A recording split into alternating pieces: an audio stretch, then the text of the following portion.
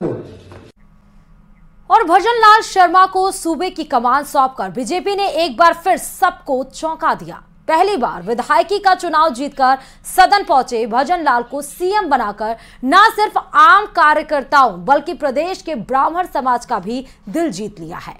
ये रिपोर्ट देखिए।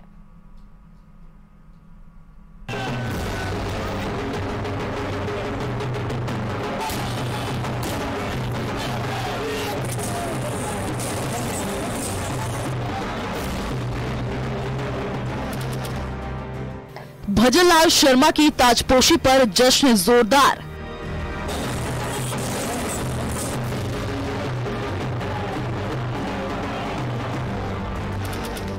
ब्राह्मण समाज ने बीजेपी आलाकमान का जताया आभार।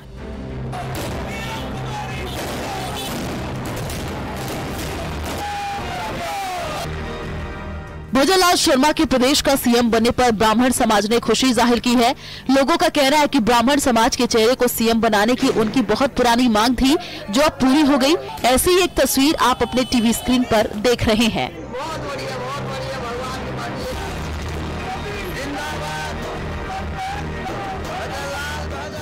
झुंझुनू में भावी मुख्यमंत्री के समर्थन में नारे लगाने के अलावा ब्राह्मण समाज ने आतिशबाजी करके और मिठाई खिला करके एक दूसरे को बधाई दी।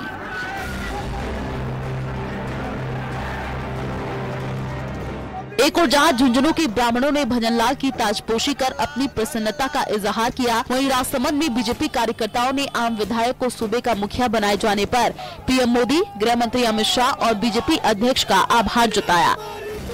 देश के प्रधानमंत्री नरेंद्र मोदी जी ने फैसला लिया है, तीनों राज्यों में वो आश्चर्यजनक फैसला लिया है। एक आम कार्यकर्ता को मुख्यमंत्री बनाया है। पदे के बाद में उसके कार्यकर्ता मुख्यमंत्री बने हैं, जमीन से जुड़े हुए देश के राज्य के लिए अच्छे से अच्छा काम करके विकास की बात करेंगे।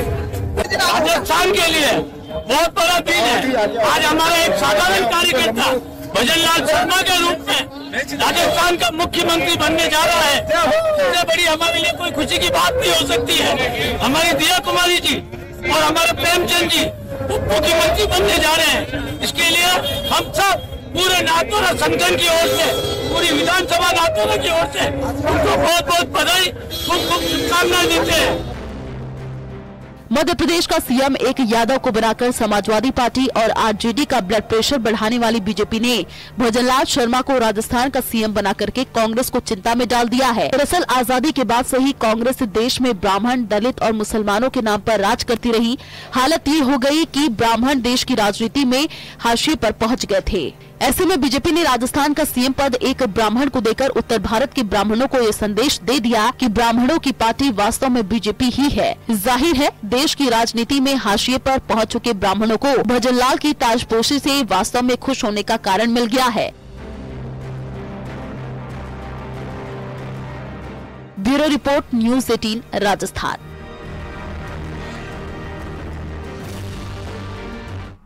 और भजन लाल शर्मा को पार्टी आला कमान ने राजस्थान की सत्ता सौंप दी। यह फैसला हर किसी के लिए चौंकाने वाला था, लेकिन जानकार मानते हैं कि फैसला पहले ही लिया जा चुका था, लेकिन इसके कानो कान ना तो खबर पार्टी के भीतर थी और ना ही बाहर। ये रिपोर्ट देखिए।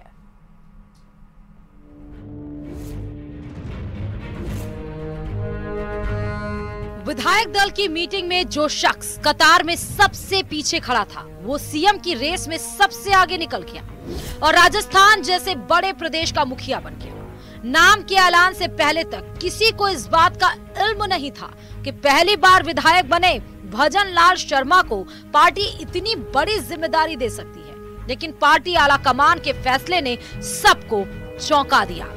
लेकिन राजनीतिक के जानकार कहते हैं कि ये फैसला पहले ही हो चुका था, लेकिन इस बात की खबर ना तो पार्टी के भीतर थी और ना ही बाहर। राजस्थान की राजनीति को समझने वाले जानकार मानते हैं कि उन्हें संगठन का अनुभव और आरएसएस बैकग्राउंड सीएम की रेस में सबसे आगे लेकर गया। भजन लाल के सीएम बनने के पीछे भले ही कोई भी तर्क दिया जा रहा हो, लेकिन सत्ता के गलियारे में इस बात की चर्चा जोरों पर चल रही है कि नाम पहले ही तय हो चुका था और शायद यही वजह है कि पार्टी और संघ ने सबसे सुरक्षित सीट सांगानेर से उतारा। संघ के पदाधिकारियों ने भी चुनाव प्रचार में ताकत झोंकी। भजन लाल शर्मा भरतपुर से चुनाव लड़ना चाहते थे, लेकिन बीजेपी इस बार भी भरतपुर की सीट नहीं जीत सकी। इसके अलावा उनके चयन के पीछे कम उम्र, साफ छवि और संगठन में लंबा अनुभव माना जा रहा है। उत्तर भारत के किसी राज्य में ब्राह्मण सीएम न होना भी इसकी एक वजह है। राजस्थान में ब्राह्मणों की आबादी करीब 8% है। पीएम मोदी और अमित शाह की रणनीति पर पार्टी के तमाम नेता एक मत दिखे, लेकिन जानकार मानते हैं कि ऐसा भी एक रणनीति के तहत किया गया है। दरअसल बीजेपी एक मैसेज देना चाहती है कि पार्टी में आम कार्यकर्ता भी सीएम बन सकता है। दूसरा ये कि संगठन के लिए काम करने वाले लोग कमजोर नहीं हैं, और तीसरी रणनीति ये कि पार्टी से जुड़े वाले नए ज्यादा जोश और ताकत से काम करेंगे। सीएम, डिप्टी सीएम और स्पीकर का नाम सार्वजनिक हो चुका है। अब बारी आती है मंत्रिमंडल की। ऐसे में मंत्रिमंडल को लेकर पार्टी आला कमान नए प्रयोग कर सकता है। इस बार 40 से ज्यादा युवा विधायक जीत कर आए हैं। मंत्रिमंडल में नए चेहरे देखने को मिल सकते हैं। युवाओं और महिलाओं को तवज्जो दी जा सकती है। मध्य प्रदेश, छत्तीसगढ़ के बाद राजस्थान में बीजेपी आलाकमान का फैसला चौंकाने वाला रहा। ऐसे में मंत्रिमंडल में भी कुछ चौंकाने वाले चेहरों को मौका मिले तो हैरानी नहीं होगी। Bureau report, news 18 Rajasthan. और राजस्थान में बीजेपी जीत भी गई, सीएम भी बन गया। 15 दिसंबर को मंत्रिमंडल भी बन जाएगा, लेकिन चुनौती इससे आगे की है। अब बीजेपी को भी उन समस्याओं से दो चार होना पड़ेगा जिनको चुनाव में बीजेपी ने जमकर भुनाया था। कई बड़ी चुनौतियां भी नई सरकार के सामने होंगी। साथ ही नया एजेंडा भी क्या होगा, देखिए इस हमारी खास रिपोर्ट में।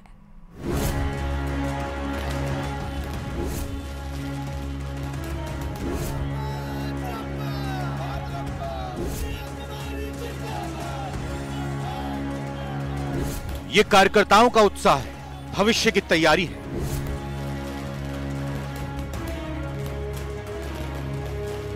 लेकिन सीएम और डिप्टी सीएम के सामने कई चुनौतियां भी हैं। एक चुनौती राज्य को चलाने की है, तो वहीं दूसरी चुनौती राज्य को बेहतर बनाने की भी होगी। दिया कुमारी ने महिला की सुरक्षा को अपनी प्रथम जिम्मेदारी माना है। दिया कुमारी का कहना है कि नई सरकार में महिला सुरक्षा के साथ ही राज्य में अपराध को खत्म करना भी जरूरी है। साथ ही प्रेमचंद बैरवा ने कहा कि राज्य को बेहतर बनाने के लिए काम किए जाएंगे। महिला अपराध बहुत बड़ा मुद्दा रहा है और भारतीय जनता पार्टी ने इसको, जहां भी ऐसी घटना हुई है, हमारी टीम पहुंची है और अब बिल्कुल प्राथमिकता ये रहेगा। हमारे जो संकल्प पत्र में भी ये स्पष्ट है कि महिला अपराध बिल्कुल भी सहा नहीं जाएगा। कड़ी कार्रवाई भी होगी, प्रॉपर इन्वेस्टिगेशन होगी और इसमें जो भी कुछ प्लानिंग से हमको काम करने हैं वो पूरे स्टेट में होगी। निश्चित रूप से भारतीय जनता पार्टी की सरकार आई है, वो इसलिए आई है कि इन्होंने 5 साल में ऐसा इस राजस्थान को पीछे कर दिया और जो महिला उत्पीड़न है, दलित अत्याचार है, ये हिंदुस्तान में नंबर 1 राजस्थान प्रदेश रहा है। अब भारतीय जनता पार्टी की सरकार, आप देखा होगा, कभी भी जो कहती है वो करती है और जो नहीं कहती है वो भी करके दिखाती है। इसलिए अब आने वाले भविष्य में मैं इस राजस्थान में दलित अत्याचार पे, महिला उत्पीड़न में और 36 कौमों को साथ लेके हर वर्ग के लिए काम करें। लेकिन नई सरकार को और भी कई समस्याओं से जूझना होगा। जिन मुद्दों को लेकर नई सरकार को सबसे ज्यादा चुनौती का सामना करना पड़ सकता है, उनमें कानून व्यवस्था, भ्रष्टाचार, पेपर लीक, डीजल पेट्रोल पर वैट, महिला अपराध पर अंकुश, दलित उत्पीड़न, महंगाई पर लगाम, समयबद्ध सरकारी भर्तियां, आरपीएससी में पारदर्शिता, राजस्थान में सक्रिय अपराधी गैंग पर नियंत्रण और किसानों से जुड़ी समस्याएं शामिल हैं। ये सभी वो मुद्दे हैं जिनको बीजेपी ने विधानसभा चुनाव में जमकर भुनाया था। इसके साथ ही 15 दिसंबर को होने वाले शपथ ग्रहण की तैयारियां भी जोरों पर है। कई नेताओं को मंत्री बनने की उम्मीद है, लेकिन खुलकर कोई कुछ भी बोलना नहीं चाहता है, क्योंकि सभी को पता है कि अंतिम फैसला उनके हाथ में नहीं है। हालांकि चुनाव जीतने की खुशी और नए मुख्यमंत्री के साथ काम करने की ललक सभी में दिखाई दे रही है। पार्टी का निर्णय होता है वो हमारे ऊपर स्वरूपी होता है। मुझे इसकी कोई जानकारी नहीं है और मुझे पूर्ण विश्वास है कि हम सब मिलकर राजस्थान में जनता की अपेक्षा अनुसार विकास कार्यों में खरे उतरेंगे और जनमानस ये मानेगा कि जनता का राज आया है।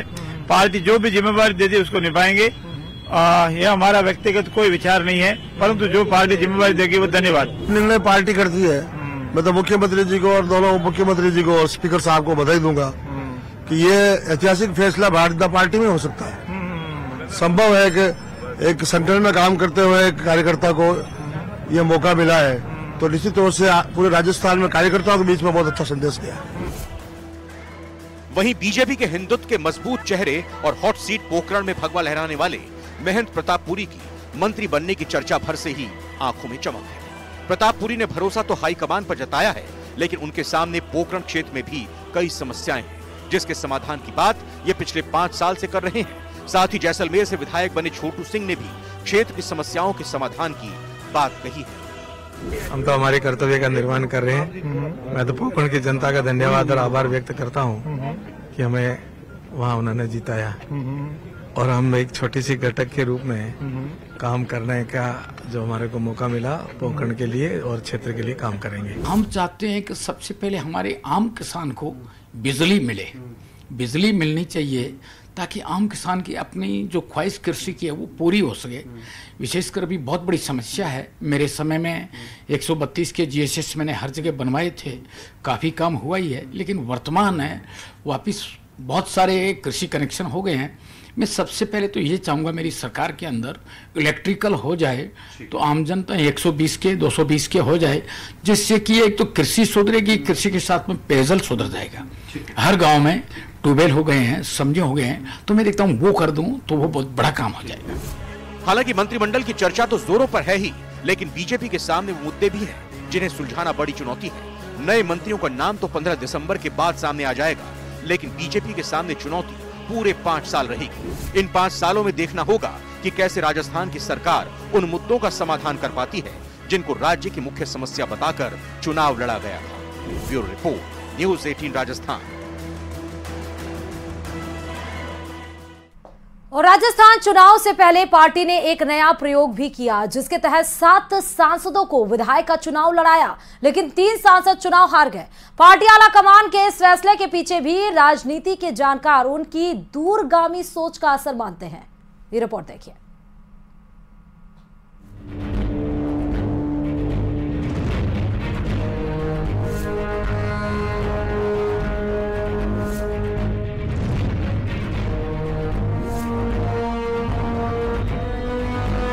प्रधानमंत्री नरेंद्र मोदी परंपरागत राजनीति से हटकर सियासत करते हैं। अब वो साबित भी हो रहा है। राजस्थान चुनाव में मध्य प्रदेश की तर्ज पर सांसदों को मैदान में उतारा गया।